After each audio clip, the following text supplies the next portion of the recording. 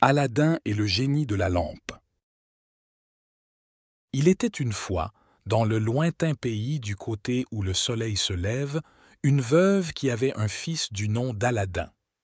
Ils étaient très pauvres, et pendant que sa mère s'éreintait au travail, Aladin passait son temps à vagabonder avec les enfants de son âge. Un après-midi, alors qu'il s'amusait avec ses amis sur la place du village, un mystérieux étranger s'approcha de lui. L'homme était richement vêtu.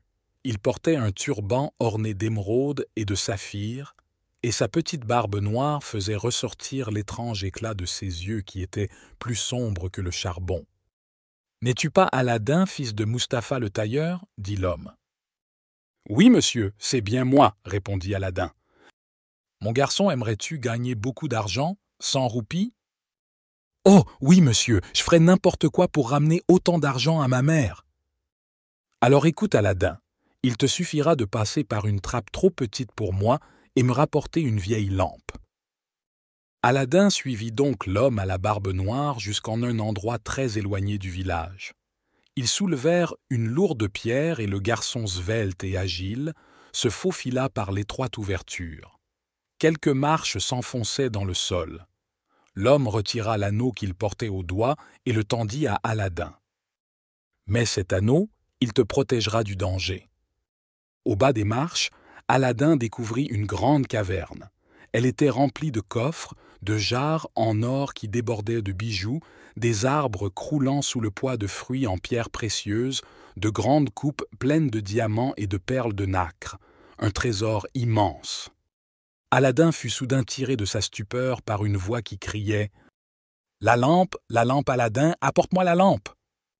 Le garçon regarda tout autour de lui et finit par apercevoir une vieille lampe à huile posée sur un coffre. Elle semblait bien terne au milieu de toutes ces richesses. Pourquoi l'étranger voulait-il cette lampe sans valeur alors que la caverne renfermait un immense trésor? C'était sans doute un magicien. Aladin, inquiet, prit la lampe et remonta lentement vers la surface. « Vas-tu te dépêcher » reprit l'homme. « Donne-moi la lampe. »« Aidez-moi à sortir » répondit Aladin. « Donne-moi la lampe d'abord » hurla l'étranger. Inquiet, Aladin mit la lampe dans sa poche et redescendit les marches sans répondre. « Eh bien, puisque tu t'y plais tant, reste ici pour l'éternité. » Et, de rage, l'homme fit rouler la lourde pierre sur l'étroite ouverture. Perdu, seul dans le noir, Aladin se tordait les mains de chagrin et de désespoir. Soudain, l'anneau qu'il portait au doigt se mit à briller. Une imposante créature apparut, avec des yeux comme des flammes. Il était plus grand qu'un géant. Sa voix fit trembler la caverne. « Je suis le génie de l'anneau. Parle et j'obéirai. »« Je veux rentrer chez moi, » murmura Aladin. Aussitôt, Aladin se retrouva auprès de sa mère, à qui il raconta son étrange aventure. Comme elle refusait de le croire, le garçon lui donna la vieille lampe. Alors, tout en l'écoutant, elle commença à astiquer la lampe pour lui donner un peu d'éclat pour pouvoir la revendre au marché. Quand elle eut frotté 3 fois, il sortit de la lampe, au milieu d'une épaisse fumée, un autre génie encore plus effrayant que celui de l'anneau. « Je suis le génie de la lampe, parle et j'obéirai. » À partir de ce jour, Aladin et sa mère ne manquèrent plus de rien. Quels que fussent leurs désirs, le génie les exauçait sur le champ.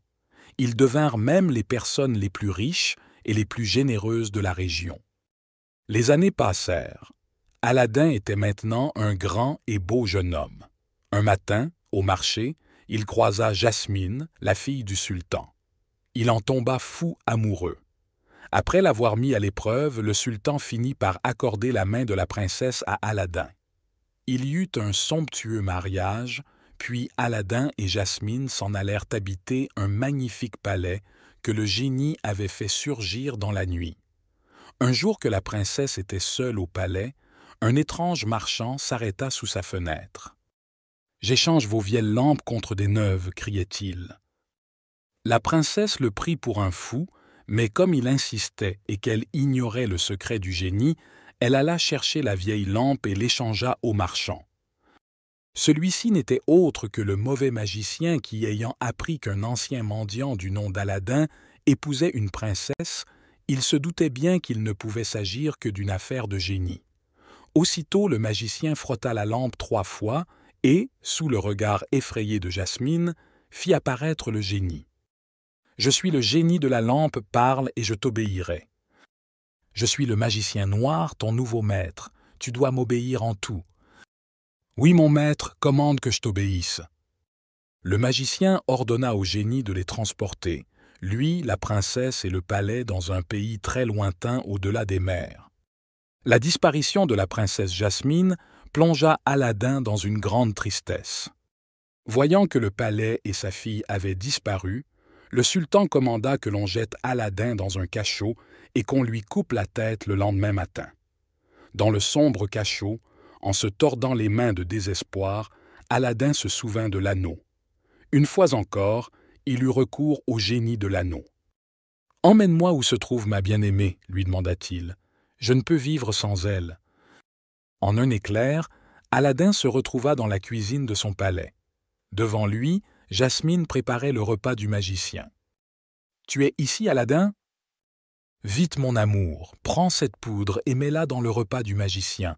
Aie confiance en moi. » Ainsi on entendit bientôt les ronflements du mauvais magicien, vaincu par le somnifère.